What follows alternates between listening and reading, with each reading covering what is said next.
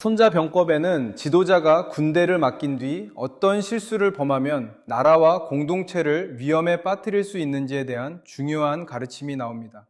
손자는 지도자가 장수를 임명하여 군대를 맡겼다면 그 이후에는 지도자가 해서는 안 되는 일이 분명히 있다고 말합니다. 특히 전쟁터의 실제 상황을 제대로 알지 못하면서 멀리 떨어진 자리에서 함부로 명령을 내리는 것은 매우 위험한 일입니다.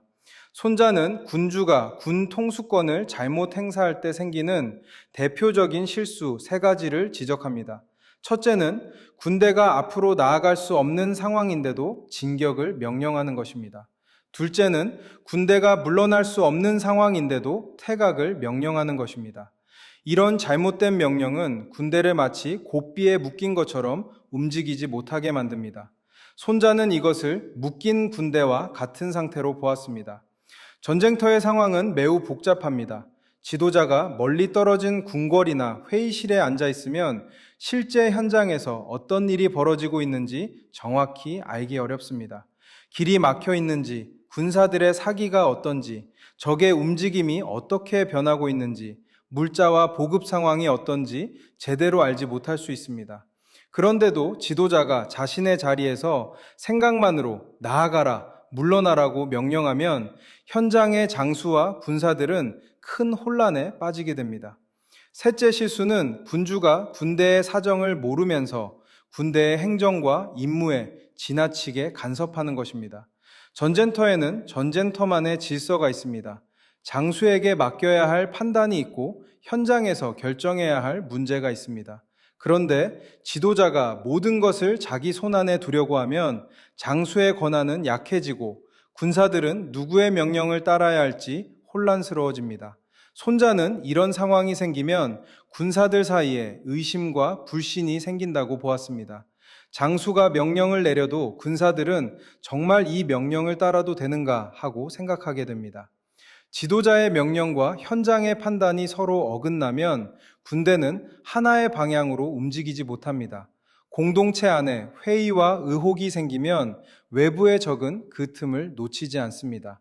결국 내부의 혼란이 외부의 공격을 불러오고 아군을 약하게 만들며 적이 승리할 수 있는 조건을 만들어줍니다. 이 가르침은 단지 전쟁에만 해당되지 않습니다. 오늘날의 조직, 교회, 회사, 가정, 공동체에도 그대로 적용될 수 있습니다. 지도자가 모든 것을 직접 통제하려 하면 처음에는 책임감 있어 보일 수 있습니다. 그러나 시간이 지나면 오히려 공동체를 약하게 만들 수 있습니다. 왜냐하면 현장을 아는 사람의 판단이 무시되고 맡겨진 사람의 책임감이 사라지며 구성원들이 스스로 생각하고 움직일 힘을 잃게 되기 때문입니다. 좋은 지도자는 모든 일을 직접 하는 사람이 아닙니다. 좋은 지도자는 적절한 사람을 세우고 그 사람에게 필요한 권한을 맡기며 그가 책임 있게 일할 수 있도록 신뢰하는 사람입니다. 물론 지도자는 전체 방향을 제시해야 합니다. 비전과 원칙을 분명히 해야 합니다. 그러나 현장의 세부적인 판단까지 모두 빼앗아서는 안 됩니다. 지도자가 해야 할 일과 맡겨야 할 일을 구분할 줄 알아야 합니다. 특히 2인자를 세우는 일은 매우 중요합니다. 공동체가 건강하게 운영되려면 지도자 혼자 모든 것을 감당해서는 안 됩니다.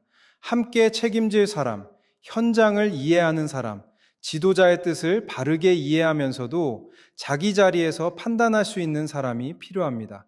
그리고 그 사람에게는 이름뿐인 직책이 아니라 실제적인 권한이 주어져야 합니다. 권한 위임은 단순히 일을 나누는 것이 아닙니다. 그것은 신뢰를 나누는 일입니다. 지도자가 누군가에게 일을 맡긴다는 것은 그 사람을 믿고 그의 판단을 존중하며 그가 성장할 수 있도록 기회를 주는 것입니다.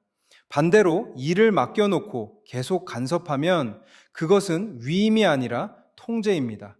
그런 통제는 사람을 세우지 못하고 오히려 사람을 위축시킵니다. 손자의 가르침은 지도자의 권력 사용에 대한 깊은 통찰을 줍니다.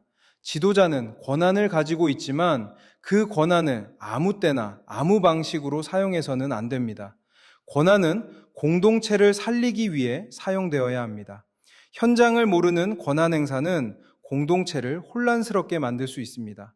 반대로 현장을 존중하는 권한 위임은 공동체를 더 강하게 만들 수 있습니다.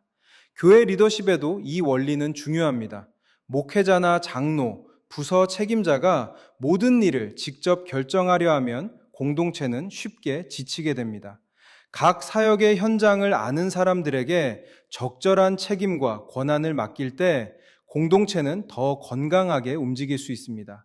지도자는 방향을 제시하고 원칙을 세우고 필요할 때 격려하며 맡겨진 사람들이 자기 자리에서 충성스럽게 일하도록 도와야 합니다.